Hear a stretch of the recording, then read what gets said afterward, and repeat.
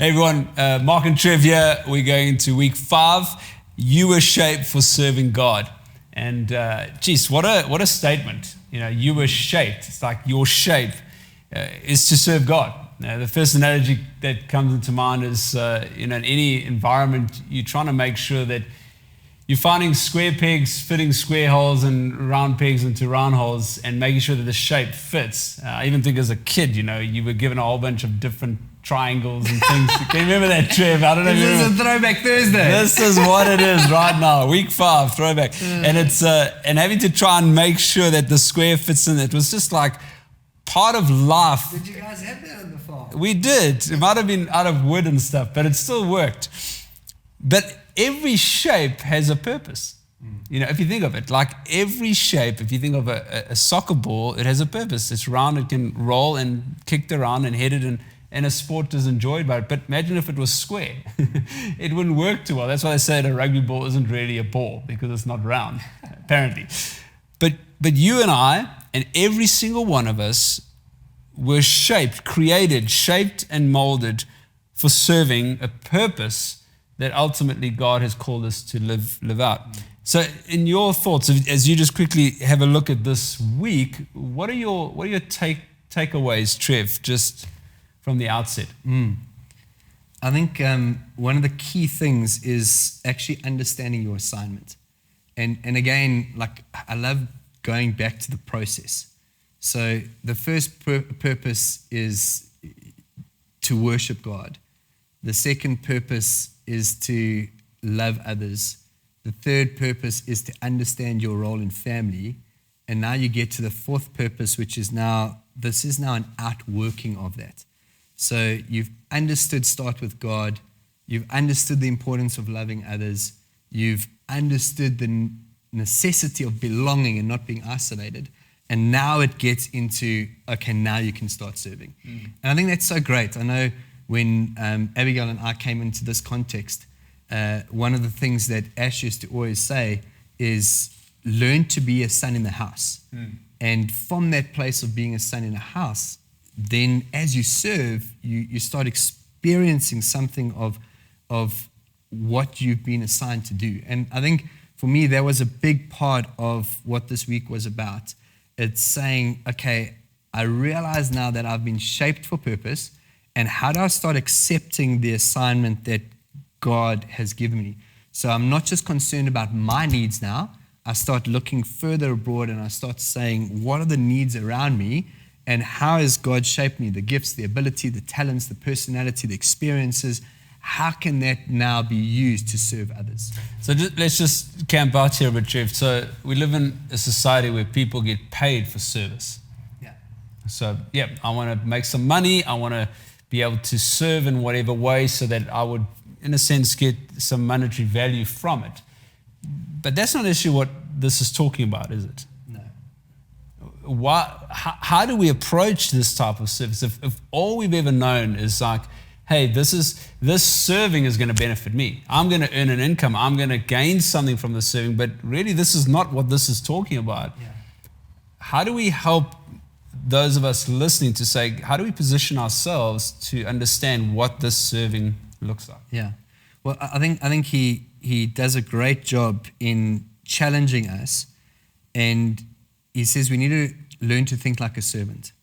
And he says the greatest temptation that we generally are faced with is we're wanting to use our own shape, what he terms it, for our own personal gain. And what serving does is it turns the table around, and it's saying, how can I put others in a better place than they were before at my expense, expecting nothing in return? And one of the most challenging statements that he makes for me is a saved heart is one that wants to serve. Not a saved heart is one that has to serve. Not a saved heart is one that ends up serving. A saved heart is one that wants to serve. And I think that's something, and I know you wouldn't want to say this, but something that I've admired about you, just in the way that you've lived out your Christianity, is you're just always one of the people that is there first, putting up your hand when no one's looking to serve, whether it's a broom sweeping or helping pack out chairs. And I think even in the conversations that we've had around you parenting your children and leading your family, it's always through the lens of how can we be serving? So how has that impacted just your life and growing up?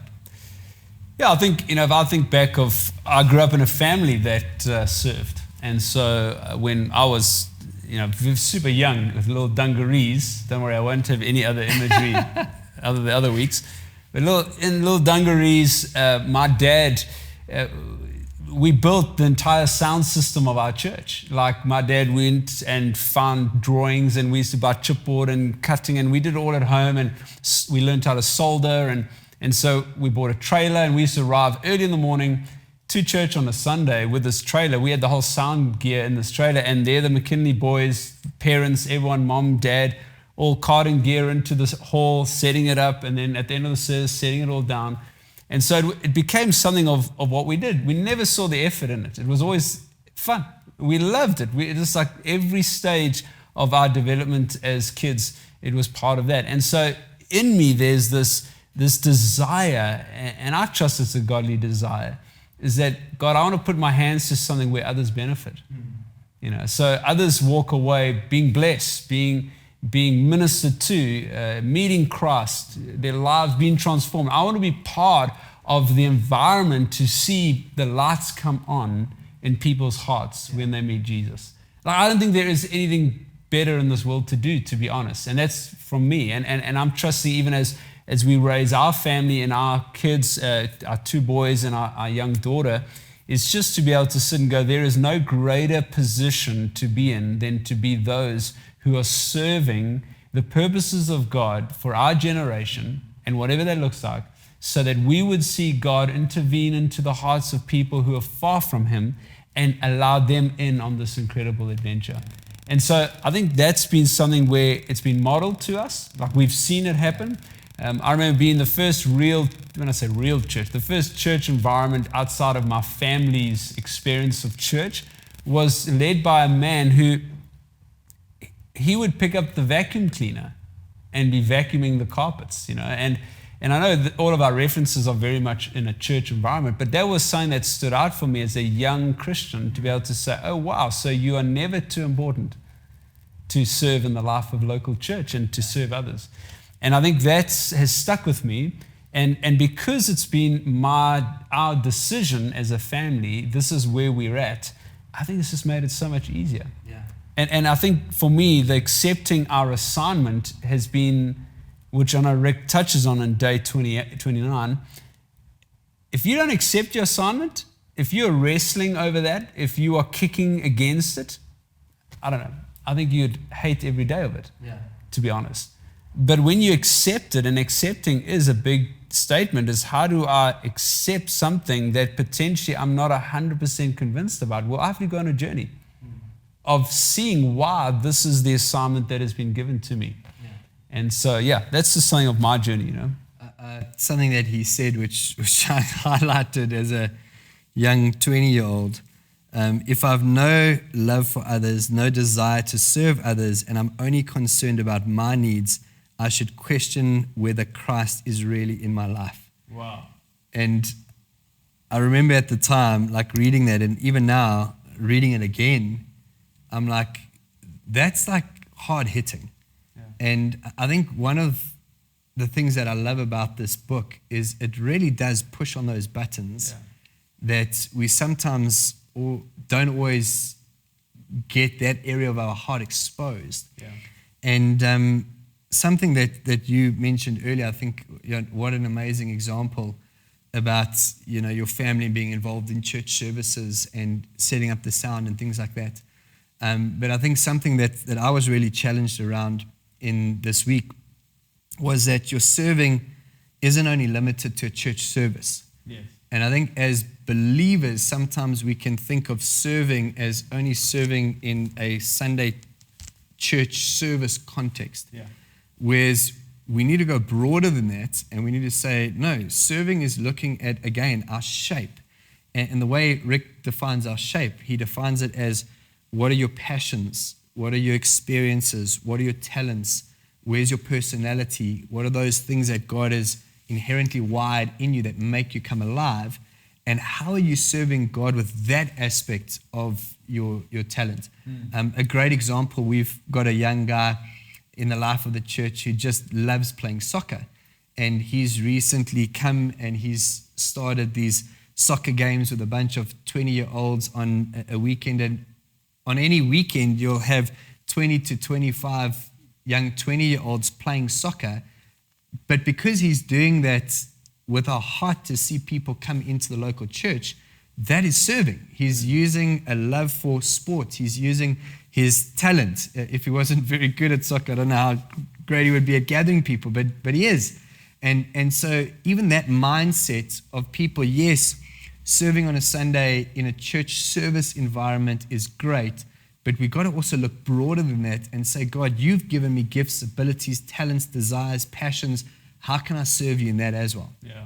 And I think just to piggyback off that, I think again, the reason why objective of serving is giving, isn't it? So I think even Rick, he says, God designed you to make a difference with your life. Yes, okay, we all love that. But while many best-selling books offer advice on how to get the most out of life, that's not the reason God made you. You were created to add to life on earth, not just take from it. And so if you think of just the globe, the approach to everything is, what do I get out of it? Yeah, very consumeristic. Yeah, so everything. So I'm going to plunder the land. I'm going to take what I can, when I can, and as much as I can. And yet the nature of serving is never that. It's more putting on, it's putting back, it's giving, it's placing onto. And I think that is a massive shift to be able to sit and go, when I am finished an environment of connectivity, however that is, in my work environment. Let me throw this out to you. When you rent a home, do you leave it better than what you found it? Like that is but that makes no financial sense. Why would you spend money on something that's not your asset? It's like, no, but that's the nature of giving. It's the nature of placing upon. It's the nature of being a good steward. It's leaving something better, not taking what you can out of it. And so there's like a massive shift, and I see it even we a lot of analogies as fathers, but our kids, it's just constantly reminding to be able to say the reason why we do this is not for our gain. It's for the gain of others. And so that we can leave something, deposit something that we can walk away from and go, wow, God, thank you that we have this to deposit. And I think for me, that statement was a bit of a light bulb to me, because I think it's a constant narrative that we're having to fight of saying, well, that makes no sense. Well, that's through that narrative it makes no sense to make an investment like that. But ultimately, through the lens of Christ, this is far bigger than what I think and what I even perceive as important or not. Yeah, I love two contrasts that he makes is obligation versus opportunity. Yes. And you can do exactly the same thing. One can be through that mindset of, oh, this is an obligation, I got to do it. Or one is through, this is an opportunity, I get to do it. Yes. And I think even David Livingstone, I think he's famously said, why is it that we consider a commission of an earthly king a great privilege, but the commission of a heavenly king a great sacrifice? Yeah. And I loved just again that contrast of, guys, this isn't an obligation that we have to do. This is an opportunity that we get to do. And as we serve, Jesus again, he looked at a person's greatness not through their status, but through their serving. Yeah. Totally contrary to the system of this world and the mindset of this world. And I think it's a real challenge for us to say, as believers, are we looking around for opportunities and needs? And are we putting our hands up and saying, that is an opportunity that I can meet, or that is a need, Lord, that I can meet? I was super challenged recently. In the Bible, we see that if you have wealth, physical wealth, and you find people in need and you don't share with them, if you just pray with them but don't physically share with them, like you can be called into question, do you really believe? And recently I was reading a book, and the author said, well, if you've got spiritual wealth and you find someone in need, so someone who's sick or someone who's broken or someone who's depressed, and you've got spiritual wealth and you don't help them out in their place of spiritual need, can the same not be said? And I think one of the biggest reasons why people are not serving is, again, just the busyness of life. We are so controlling of our schedules and the next appointment and the next thing to do and rushing to the next thing on the list, that we don't allow the Holy Spirit to actually interrupt our lives by showing us needs and opportunities. One of the things that Rick Warren says is, being a servant means giving up the right to control your schedule and allowing God to interrupt it whenever He needs to. and I just think, like for me, this is probably one of the biggest challenges in my life, that does my schedule actually allow enough time for God to interrupt it, for me to be used of Him to serve others? Yeah. And interesting, Trev, so you're vulnerable saying this is a challenge for me, as in like what you've just said. And I know, like, even in this study, there's this day 35, which says God's power in your weakness, And so it's identifying, hey, I'm not strong in this, but it doesn't then, in a sense, discard it or say, look, that's fine, we just keep moving on. I'm weak at this, so I'm just not going to work on it. And I think sometimes people might look at the environment they find themselves in and what they're doing and might say, well, this is not my perfect environment. This is not what I'm called to. This is not my ideal. This is not what I'm talented at. All the things that really do play out so well when you are operating in that. But if you're not finding yourself in that, there's no excuse either. Yeah. It's actually in that place where you might feel weak, ill-equipped, God's power is sufficient. And so he uses the reference of 2 Corinthians, chapter 12, verse 9, says, my grace is sufficient for you. That means there's enough. Yeah. And he says, my power is made perfect in weakness. Where does perfection come? In His economy, it comes in my weakness, where it's acknowledging and going, I need help. Yeah. I need help. But that's not what we do. How many people do you know that often ask help? It's always like only at the end of the brokenness do they come and say, well, now there's nothing that can be done. Yeah.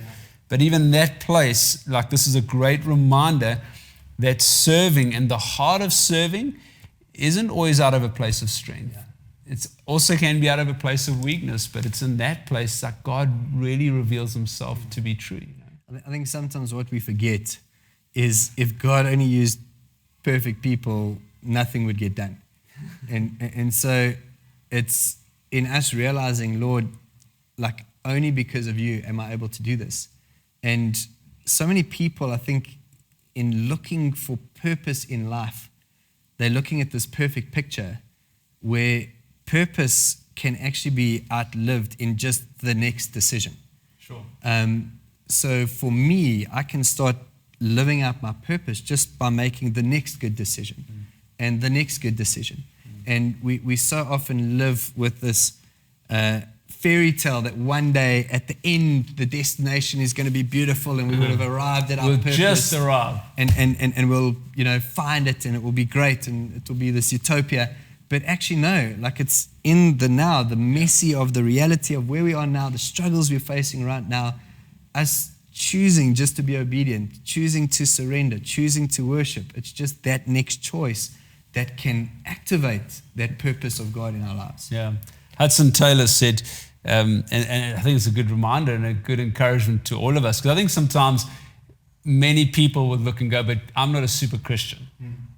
I'm just one of those Christians. And he's going to go, what do you mean by a super Christian? It's like, well, I'm not like up there in the rung of the ladders with regards to the super Christian thing.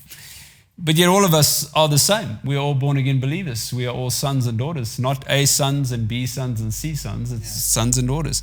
And Hudson Taylor says, all God's giants were weak people. Yeah.